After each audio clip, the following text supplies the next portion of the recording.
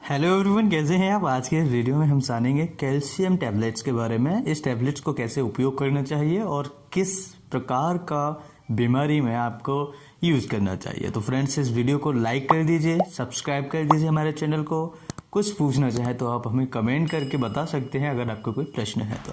सबसे पहले समझ लेते हैं इस टैबलेट का उपयोग कहाँ होता है। तो फ्रेंड्स, इस वीडियो में काफ़ी सारी चीज़ें हम समझेंगे। इसका डोज क्या होता है, यानी दिन में आप कितना इस टैबलेट को यूज कर सकते हैं, 1 टैबलेट, 2 टैबलेट, या फिर आप कब तक इस टैबलेट का यूज कर सकते हैं। कौन सी से बीमारियां होती हैं जिनमें आप इस टैबलेट का यूज कर सकते हैं।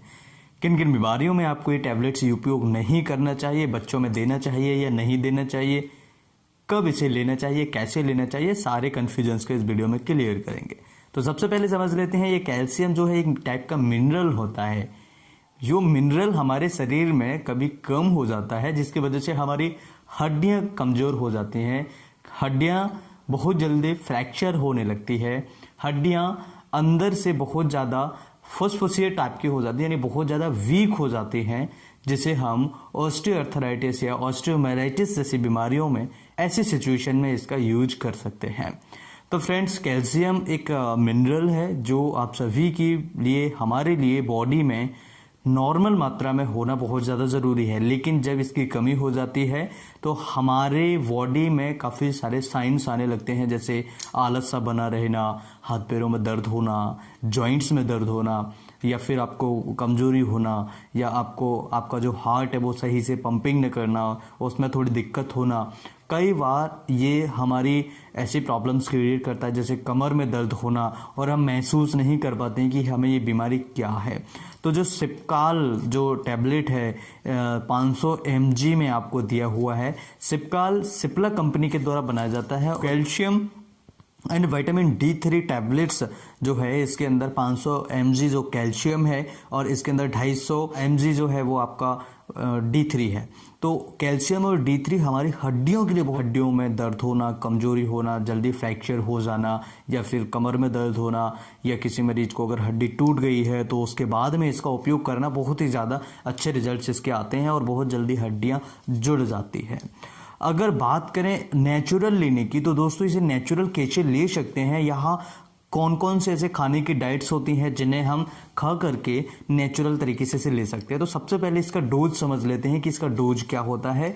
इसके डोज के बारे में बात करें वयस्क यानी एडल्ट के बारे में, तो एडल्ट जो व्यक्ति है, इसका डोज जो है वो 500 से लेकर के 1200 mg अप्रोक्स, अगर बात करें कि 1000 से 1200 mg पूरे दिन में ले सकता है वो। अब इसे 2 में डिवाइड कर दीजिए, जैसे कि ये 500 mg का टैबलेट है, तो एक सुबह ले लिया, एक शाम को ले लिया, तो कितना हो गया आपका 1000 mg हो गया। तो ये 1000 से लेकर के आपको 1200 mg पूरे दिन में एक बार ये इतना डोज ले सकते हैं, यानी कि 1000 से 1200 mg के आसपास। ठीक है।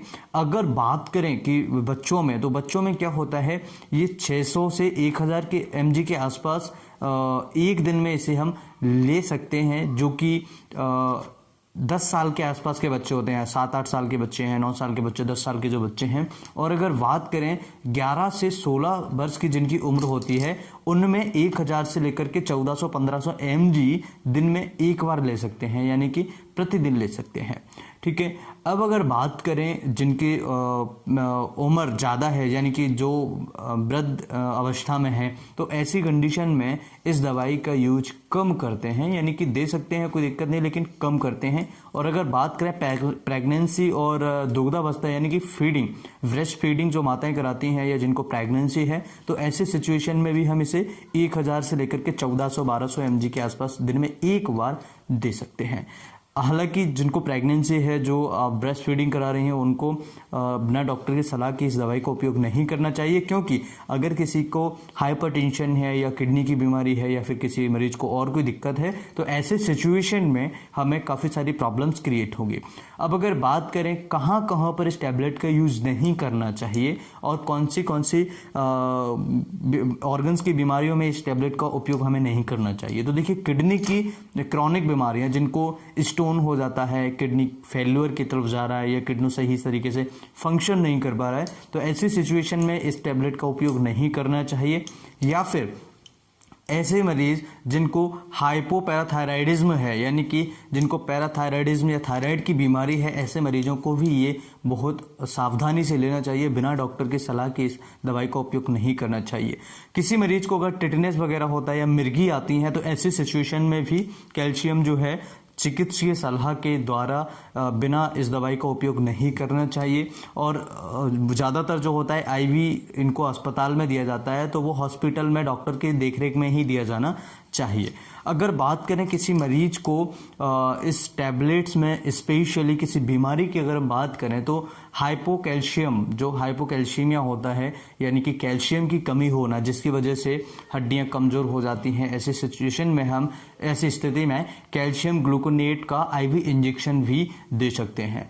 घाव भरने में मदद करता है, ये हमारी हड्डियों के लिए बहुत ज़्यादा ज़रूरी होता है। ये एक मिनरल्स है जो इम्यूनिटी को बूस्ट करता है, और प्रेगनेंसी में बहुत ज़्यादा इसकी ज़रूरत होती है, क्योंकि माँ को भी ज़रूरत होती है, बच्चे को भी ज़रूरत होती है। फीडिंग के दौरान भी बच्चे को और माँ को दोनों को ज़रूरत होती है। और अगर बात करें जिनको मेनोपॉजल सिंड्रोम जो होती है या मेनोपॉजल से रिलेटेड कोई प्रॉब्लम्स होती हैं, कैल्शियम की कमी से ये दिक्कतें काफ़ी बार देखने को मिलती हैं, तो ऐसी सिचुएशन में भी कैल्शियम का दिया जाना बहुत ज़्यादा ज़रूरी होता है। जो हमारी हड्डियां होती हैं, हड्डी फ्रैक्चर होने में, अगर किसी की हड्डी फ्रैक्चर हो जाती है, उसे जल्दी से ठीक करने के लिए भी कैल्शियम का उपयोग किया जाता है। टिटनिस की स्थिति में अगर किसी को टिटनिस है, तो ऐसी स्थिति में कैल्शियम का जो इंजेक्शन होता है वो आईवी दिया जाता है, और आईवी इंजेक्शन लगाने से पेशेंट को बहुत जल्दी रिलीफ मिलता है, बहुत जल्दी पेशेंट ठीक होता है। और अगर बात करें किसी को सूखा रोग हो जाता है, यानी कि कोई बच्चा है जिसकी हड्डियां काम बहुत कम करती है, डेवलपमेंट नहीं हो पा रहा है, बहुत ज़्यादा कमज़ोर है, तो ऐसी सिचुएशन में इसका उपयोग कर सकते हैं। जैसे हम सूखा रोग, या अगर बात करें कि जिनको रिकेट्स होता है, ऐसी सिचुएशन में उपयोग कर सकते हैं। जिनकी जो हड्डियां होती हैं वो वीक हो जाती हैं, आसानी से फ्रैक्चर हो जाती हैं, जरा सा गिरने पे, जरा सा खेलने कूदने पर ही उसकी हड्डियां फ्रैक्चर हो जाती है, तो ऐसी सिचुएशन में भी इसका उपयोग किया जाता है। अब अगर बात करें कहां पर इस टैबलेट का यूज नहीं करना चाहिए, जिनको किडनी की बीमारियां हैं, जो क्रॉनिक डिसीजेस है, तो ऐसे सिचुएशन में इस दवाई का बिल्कुल भी उपयोग नहीं करना चाहिए। बिना डॉक्टर की सलाह के इस दवाई का उपयोग नहीं करना चाहिए। कैसे कैसे फॉर्म में आपको ये मिल जाएगा, तो इस दवाई टैबलेट फॉर्म में आपको मिल जाता है, कैप्सूल फॉर्म में मिल जाता है, इंजेक्शन फॉर्म में मिल जाता है, सिरप फॉर्म में मिल जाता है, इवन पाउडर फॉर्म में भी आपको अवेलेबल मार्केट में हो जाता है।